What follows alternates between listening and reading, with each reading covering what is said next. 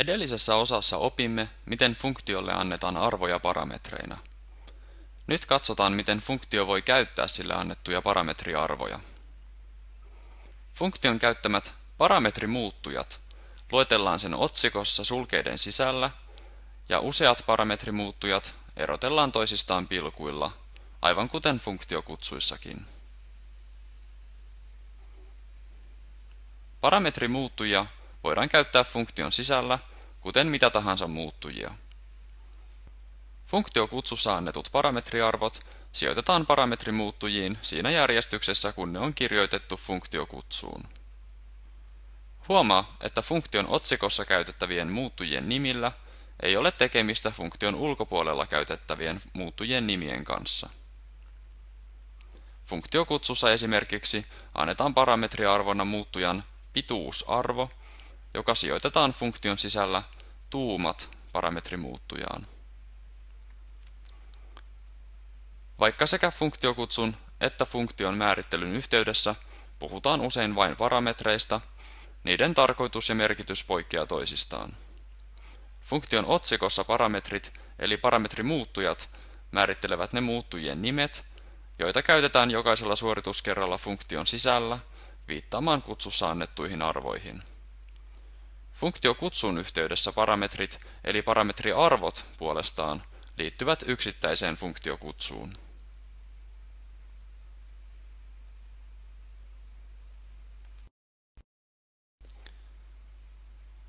Aikaisemmissa esimerkeissä käytimme funktion arvoja vain sen sisällä ja tulostimme niitä ruudulle. Usein on kuitenkin hyödyllistä saada funktion toiminnan tulos käytettäväksi muualle ohjelmassa. Edellisessä esimerkissä määritellyn muunnosfunktion tulosta tarvitaan todennäköisesti muualla, jolloin sen arvoa ei kannata vain tulostaa ruudulle. Funktio voikin palauttaa tuloksen paluuarvona return-käskyllä. Käsky lopettaa funktion suorittamisen, jolloin käskyn perään kirjoitetun lausekkeen arvo palautetaan.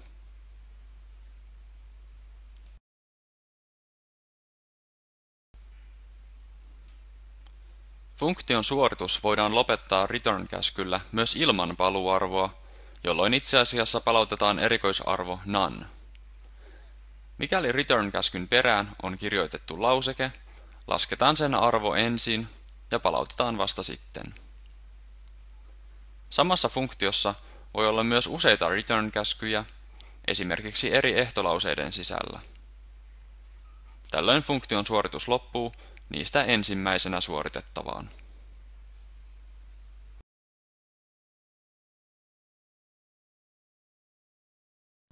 Tyypillisesti Python-ohjelmissa on yksi erityisasemassa oleva funktio, jota kutsutaan pääohjelmaksi.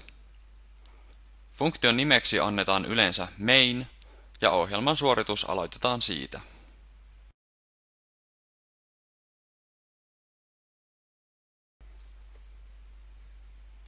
Eri funktioiden sisällä käytetyt muuttujat eivät ole oletusarvoisesti käytettävissä muissa funktioissa. Python-tulkki muistaa, mistä kohtaa ohjelmakoodia funktioita on kutsuttu, ja osaa palata niistä takaisin oikeaan kohtaan. Katsotaan seuraavaksi hieman tarkemmin, miten funktiokutsut käytännössä toimivat.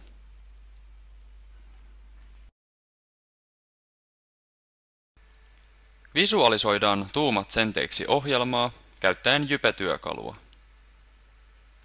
Jypen avulla voimme seurata ohjelman suoritusta rivi kerrallaan ja tarvittaessa jopa liikkua suorituksessa taaksepäin. Visualisoinnissa aktiivinen rivi näkyy vihreänä ja viimeksi suoritettu keltaisena.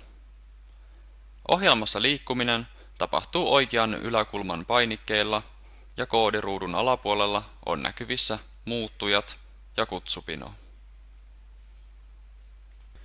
Kutsupino on tietorakenne, joka sisältää kaikki ajettavan ohjelman aktiiviset kutsut, eli esimerkiksi funktiot, joista ei ole vielä palattu. Yksittäistä tietuetta pinossa kutsutaan pinokehykseksi. Aina kun funktiota kutsutaan, lisätään pinoon päällimmäiseksi uusi pinokehys, ja kun funktion suoritus päättyy, poistetaan ylin kehys pinosta ja palataan paluuarvon kanssa funktiota kutsuneeseen kehykseen. Lähdetään nyt suorittamaan ohjelmaa. Python tulkki käy ensin läpi funktioiden otsikot ja asettaa ne funktioiden nimisiin muuttujiin myöhempää käyttöä varten. Main-funktion kutsu siirtää suorituksen main-funktion ensimmäiselle koodiriville. Nyt myös kutsupinoon ilmestyy uusi kehys, ja edellinen kehys näkyy keltaisena, koska siellä oleva käsky suoritettiin viimeksi. Suoritamme nyt aktiivisen rivin, jolloin main-funktion sisällä olevaan pituusmuuttujaan sijoitetaan arvo 47. Tämä muuttuja tulee näkyviin paikalliset muuttujat välilehdelle. Nyt annamme tämän arvon funktiokutsun parametrina tuumat senteeksi funktiolle, jolloin ohjelman suoritus siirtyy kyseisen funktion sisälle. Kutsupinoon ilmestyy taas uusi kehys, ja tällä kertaa siinä on nähtävissä myös parametrina annettu arvo, joka on sijoitettuna myös muuttujaan tuumat. Huomaa, että main-funktiossa käytetty muuttuja pituus ei ole nyt näkyvissä paikalliset välilehdellä eikä käytettävissä tässä funktiossa. Nyt suoritetaan yksinkertainen kertolasku ja sijoitetaan sen tulos sentit muuttujaan. Tämä muuttuja ilmestyy myös paikalliset välilehdelle. Tällä rivillä suoritetaan return-käsky, jolla poistutaan tuumat senteiksi funktiosta ja palataan pinossa edelliseen kehykseen, josta tätä funktiota kutsuttiin. Kutsupinossa näkyy nyt lähetettävä paluuarvo, joka sijoitetaan main-funktiossa muunnosmuuttujaan. Olemme taas main-funktiossa rivillä, jolta kutsuimme tuumat senteiksi funktiota. Paikalliset välilehdellä näkyy jälleen main-funktion muuttujat, mukaan lukien uusi muunnosmuuttuja. Nyt muotoillaan tulostettava merkkijono ja sijoitetaan se tuloste muuttujaan. Molemmissa lukuarvoissa käytetään 2 desimaalin tarkkuutta, mutta mikäli merkkijonojen muotoilu ei ole vielä tuttua, ei tätä kohtaa tarvitse sen kummemmin ymmärtää. Lopuksi kutsutaan print-funktiota ja tulostetaan alkuperäinen sekä muunnettu pituus. Tässä ohjelmassa main-funktion suoritus päättyi print-funktion kutsuun. Huomaa, että main-funktiossa emme antaneet return-käskyä, vaan sen suoritus päättyi, koska sisennetty ohjelmakoodi loppui. Main-funktiokutsu on koko ohjelman viimeinen rivi, ja koska se on nyt suoritettu, ohjelman suoritus on päättynyt.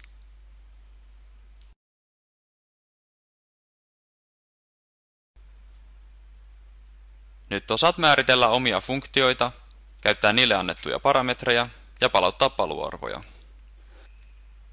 Seuraavassa osassa opettelemme hyödyntämään totuusarvoja funktioiden paluuarvoina sekä määrittelemme parametreille oletusarvoja.